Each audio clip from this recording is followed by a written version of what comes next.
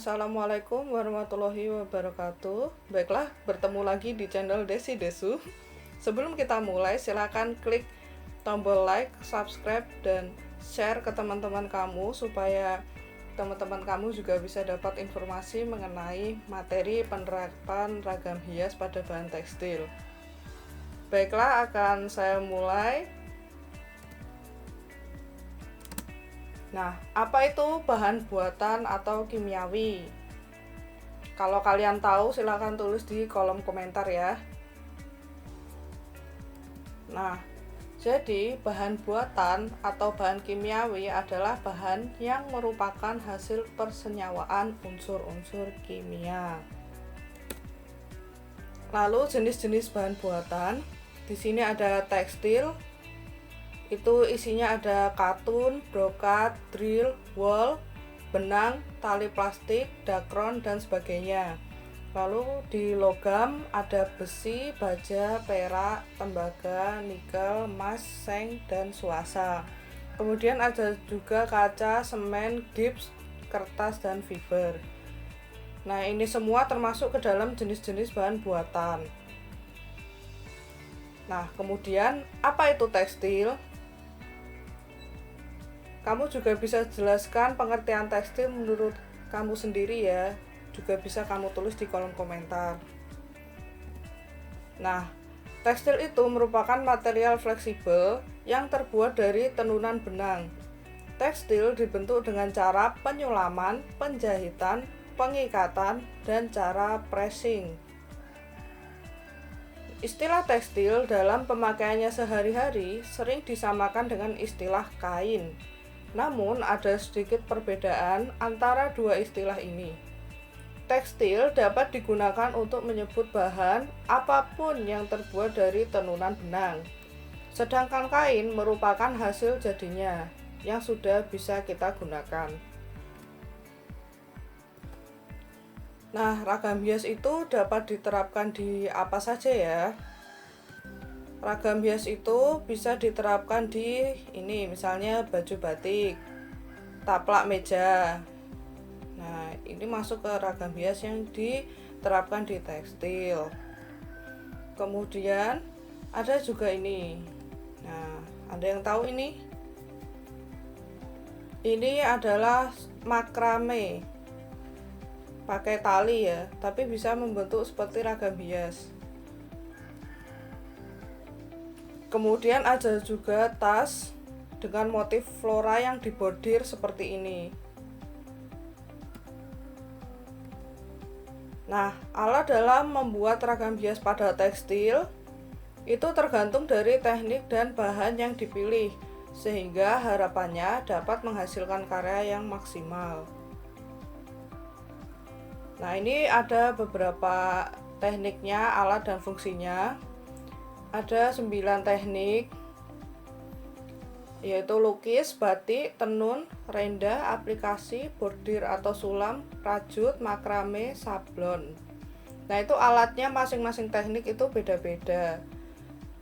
Fungsinya itu banyak ya. Ya kayak lukis juga bisa untuk hiasan, batik hiasan, kain, baju, taplak. Nah, seperti itu. Seperti ada di layar ini. Kalau kalian ingin membacanya lagi bisa di pause terus di screenshot. Kemudian contoh gambar alat untuk menerapkan ragam hias pada tekstil. Ada canting, ada canting cap, lalu ini ada spanring dan jarum. Ini hanya beberapa contoh gambar alat untuk menerapkan ragam hias ya. Untuk alat-alat yang lain bisa kalian browsing di Google gambarnya seperti apa. Kemudian jenis bahan pewarna. Nah, jenis bahan pewarna itu dibedakan menjadi dua, yaitu pewarna alami dan pewarna buatan atau kimia. Nah, yang pertama, pewarna alami adalah bahan yang diperoleh dari alam. Jadi, bahan pewarna alami diperoleh dengan cara mengekstrak atau merebus berbagai bagian dari tanaman. Penggunaan warna alami harus menggunakan pengunci warna agar tidak berubah. Pengunci warna tersebut menggunakan bahan air kapur sirih atau tunjung. Warna yang dikunci dengan air kapur sirih hasilnya tetap warna asli bahan. Bila menggunakan tunjung, hasil warna cenderung lebih gelap. Nah, yang kedua, warna buatan atau kimia adalah hasil persenyawaan unsur-unsur kimia. Penggunaan warna tersebut dengan cara celup, colet, dan semprot. Ini biasanya pewarna buatan masuknya ke pewarna batik seperti naptol, indigosol, remasol, seperti itu. Lalu apa saja yang bisa dijadikan objek ragam hias tekstil? Nah, objek itu berarti apa yang kita gambar. Bendanya seperti ini, contohnya ada fauna, itu masuk ke objek ragam hias. Seperti materi kemarin tentang ragam hias, kan objeknya ada 4. Nah, ini yang pertama ada fauna. Yang kedua, ini apa? Flora ya. Kelihatannya ada daun, batangnya, akar-akar sulur seperti itu. Terus yang ketiga ada geometris. Yang keempat ini ada figuratif. Jadi ada 4 objek ragam hias yang bisa kalian gambar di tekstil. Apa saja itu? Ada flora, fauna, geometris, dan figuratif. Kemudian jenis dan sifat tekstil. Nah, ini ada katun. Sifat bahan katun menyerap air atau hidroskopis, mudah kusut, kenyal, dan dapat disetrika dalam temperatur panas tinggi. Kemudian ada juga ini, apa ini? Wool. Nah, biasanya wool ini digunakan untuk membuat kerajinan ya. Itu sangat kenyal, tidak mudah kusut, dapat menghantarkan panas. Apabila dipanaskan akan menjadi lunak. Nah, kemudian ini ada sutra. Lembut, licin, berkilat, kenyal, dan kuat. Bahan sutra banyak menyerap air dan memiliki rasa sejuk apabila sedang digunakan. Nah, ini ada 3 gambar ya. Yang pertama itu dakron, kemudian yang tengah itu polyester, dan yang ketiga itu nilon. Bahan-bahan tekstil ini bersifat tahan panas, tidak mudah kusut, tidak perlu disetrika, kuat, dan apabila dicuci akan cepat kering. Lalu bahan seperti ini mungkin sudah pernah kalian lihat juga. Itu ada yang pertama yang warnanya pink itu brokat, yang tengah linen, dan yang warna biru itu songket. Jadi sifat bahan-bahan ini kurang menyerap air, mudah berubah warna, tidak mudah kusut, dan tidak tahan dengan panas tinggi.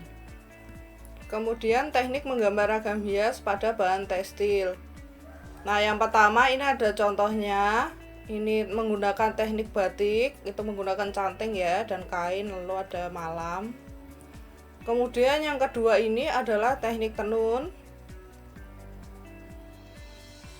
Nah, ini yang ketiga ada teknik sulam. Yang keempat ini merupakan teknik lukis. Kemudian ini ada teknik kristik. Lalu yang ini ada teknik aplikasi. Beberapa teknik menggambar ragam hias pada tekstil. Tadi kan ada 9. Nah, di sini ada beberapa tambahannya. Ini ada lukis, bordir, batik, aplikasi, makrame, rajut, sablon, tenun, sulam, renda, tapestri, dan kristik. Apa saja sih manfaat penerapan ragam hias pada bahan tekstil? Yang pertama yaitu upaya untuk menghasilkan sesuatu yang menarik. Yang kedua untuk menambah keindahan. Yang ketiga upaya untuk mengembangkan bentuk-bentuk baru. Dan yang keempat adalah untuk melestarikan kebudayaan Indonesia. Lalu prosedur atau tahap penerapan ragam hias teknik lukis. Nah, yang pertama kita bisa membuat desain atau pola gambar pada kertas terlebih dahulu. Setelah selesai, yang kedua kita memindahkan pola gambar itu pada media atau kain. Lalu yang ketiga kita menyiapkan bahan dan alat untuk mewarnai kain. Yang keempat memproses dengan memberi warna pada kain sesuai pola. Lalu yang terakhir adalah finishing. Finishing itu misalnya kita menjahit tepi kain atau kita figura.